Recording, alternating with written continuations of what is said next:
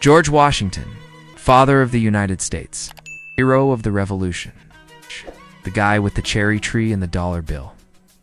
But what if we told you the real George Washington was more complex, more controversial, and more human than history? Class ever let on? From secret love letters to whiskey empires? From raising enslaved children to freeing some of them only after death? From national hero to mule breeder? This isn't just a story of war and wigs. This is the strange, messy, and very real life of America's first president. Before Martha, there was Sally Fairfax, the wife of his best friend. Washington was 27, ambitious and already dreaming of greatness. But he also had another dream, Sally. He wrote her letters that read more like poetry than politics.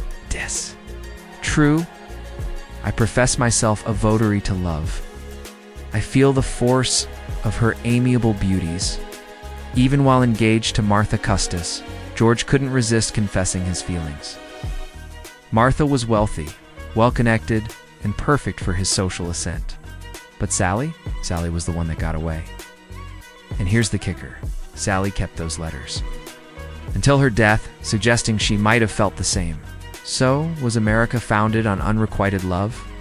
When George Washington married Martha Custis, he didn't just gain a wife, he became a father. Martha had 2 children from her previous marriage, little Jackie and young Patsy. And George, he didn't treat them as someone else's kids. He embraced the role of father with a full heart. He bought them toys, helped with their schooling, and filled his letters with tenderness, not the language of a distant general, but of a devoted parent. He protected them, played with them, worried over them. But for this family, joy was short-lived. Just 17, Patsy collapsed from a seizure in George's arms. She had battled epilepsy for years, but nothing prepared him for losing her that way. Then Jackie, filled with patriotic fire, joined the Revolutionary War despite George's warnings. And he never came home. Camp fever claimed him before he even turned 27. George Washington, the father of a nation, was left with no children of his own. Historians today believe he may have been sterile, a result of smallpox or tuberculosis. He endured in his youth, so behind the image of America's founding hero was a grieving, childless father, a man who knew deep love and devastating loss. At just 11 years old, George Washington inherited his first enslaved individuals. And over the decades, that number grew by the time of his death. 317 people lived in bondage at Mount Vernon. But the truth behind the phrase, "he freed his slaves," is far messier than textbooks admit. Out of those 317, only 123 were technically owned by George. The rest were tied to the Custis estate, part of Martha's dowry, and legally, he couldn't free them.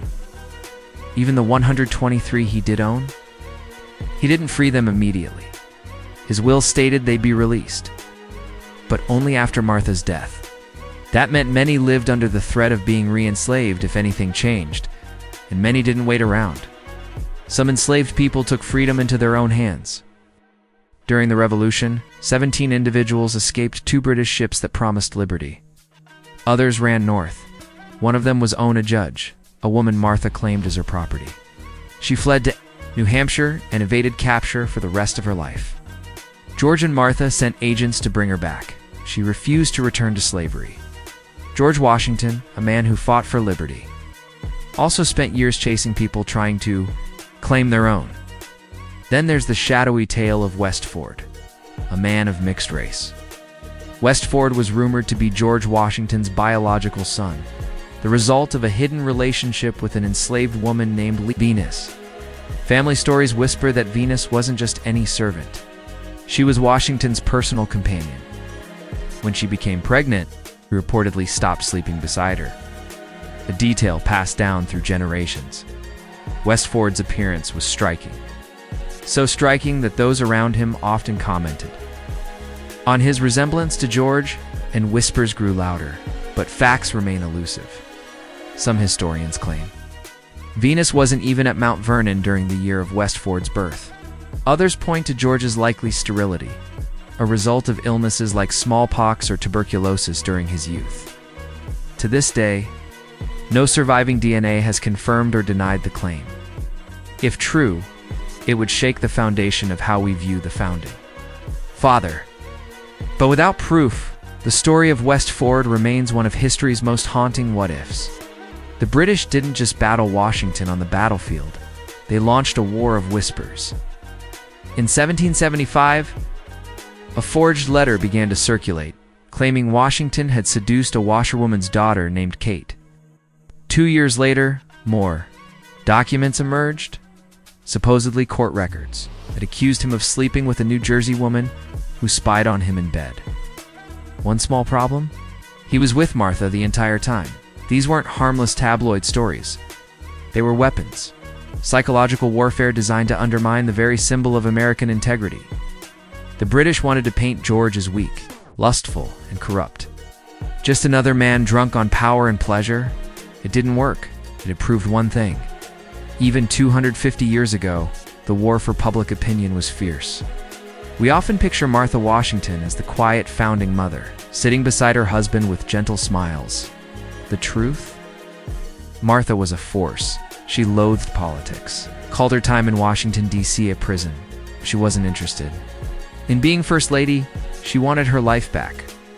But don't mistake that for weakness. When Martha wanted George's attention, she didn't wait politely. Despite standing just 5 feet tall, she'd grab his collar and yank it to make him look her in the eye. And he listened.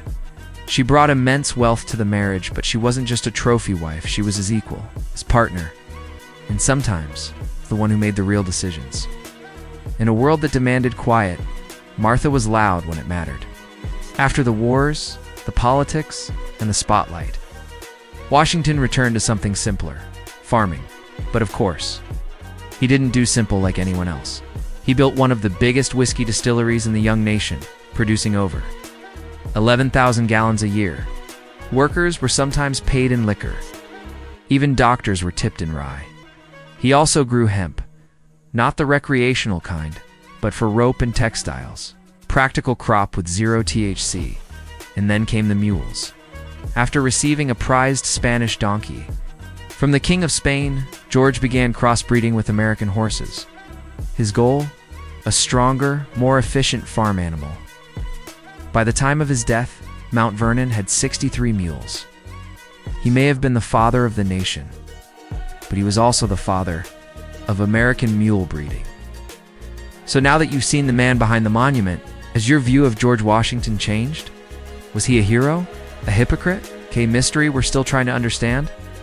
Let us know your thoughts in the comments, and if you love stories that dig deeper, that tell the truth, even when it's complicated, don't forget to like, subscribe, and share this video. Because history isn't just about what happened.